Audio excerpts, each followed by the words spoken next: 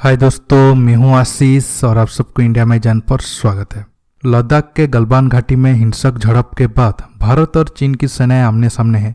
पूरी एशिया में यह जगह वर्तमान समय में सैन्य फ्लैश पॉइंट बना हुआ है, लेकिन कुछ दिनों से ईस्ट चाइना सी में चीन जापान के साथ विवाद को बढ़ा रहा है और जापान ने चीन के खिलाफ पैट्रियट मिसाइल डिफेंस सिस्टम को तैनात किया है।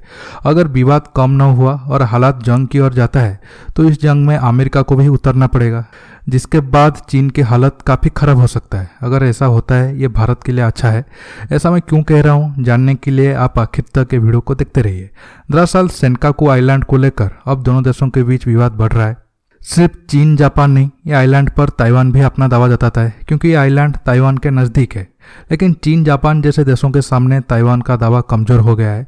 अब मैप में आप देखिए ये आइलैंड कहाँ है, फिर बाद में आपको बाकी बातें बताऊंगा। आप देख सकते हो ये आइलैंड ईस्ट चाइना सी में ताइवान और चीन के पास है। जापान से ये आइलैंड दूर है, लेकिन 1972 से ये आइलैंड जापान के पास है।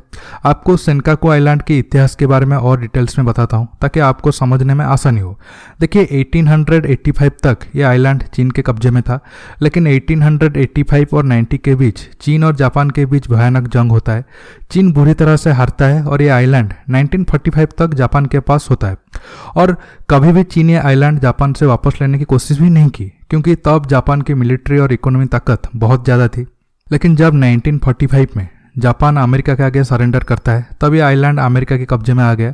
लेकिन 1972 में एक समझौते के तहत अमेरिका ने ये आइलैंड को जापान को वापस दे दिया। बदले में जापान अमेरिका को अपना और एक आइलैंड ओकिनावा में मिलिट्री बेस बनाने की आज़ादी दे दी।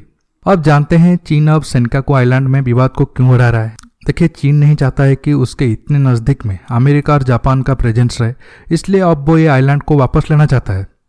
इसके साथ और भी कुछ कारणों की वजह से चीन की नज़र ये आइलैंड के ऊपर है। सेनकाकू द्वीप पर कोई आबादी नहीं रहता है, यह निर्जन स्थान है, लेकिन सामरिक और व्यापारिक लिहाज से खासा महत्व रखता है, इसलिए चीन की नज़र इस पर है। ऐसा दावा किया जाता है कि यहाँ कच्चे तेल और प्राकृतिक गैस का अपार भंडार है। माना जाता है कि पूरे पूर्वी चाइना सी में कच्चे तेल का और गैस का जितना भंडार है, उसका अधिकतर हिस्सा सेनकाकू के आसपास के हिस्से में ही है। ये इलाका प्रशांत महासागर के व्यस्त शिपिंग रूट पर पड़ता है। इसके अलावा यह दुनिया का मछली संपन्न इलाका है। इस इलाका में खूब मछलियाँ एकत्र होती है, इसलिए चीन की नज़र ये आइलैंड के ऊपर है। चीन ने अप्रैल महीनों में 60 से ज़्यादा छोटे जहाज सेनकाकू के पास भेजा था, जिसे जापान ने भगा दिया था।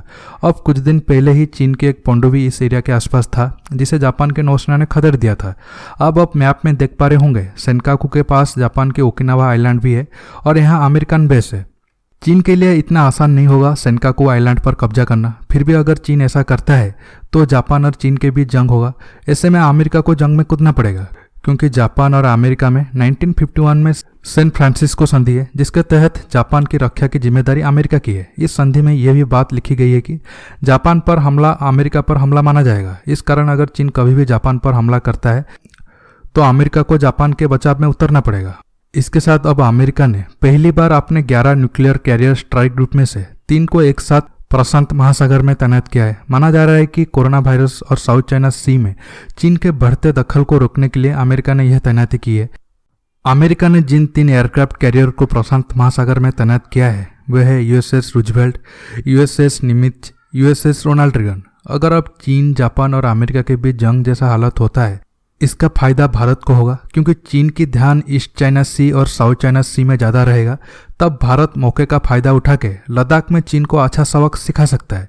अगर चीन ईस्ट चाइना सी में जापान और अमेरिका के साथ युद्ध करता है तो भारत इस तरफ चीन के साथ लड़के अक्साई चीन को वापस और तिब्बत को आज़ाद कर देगा।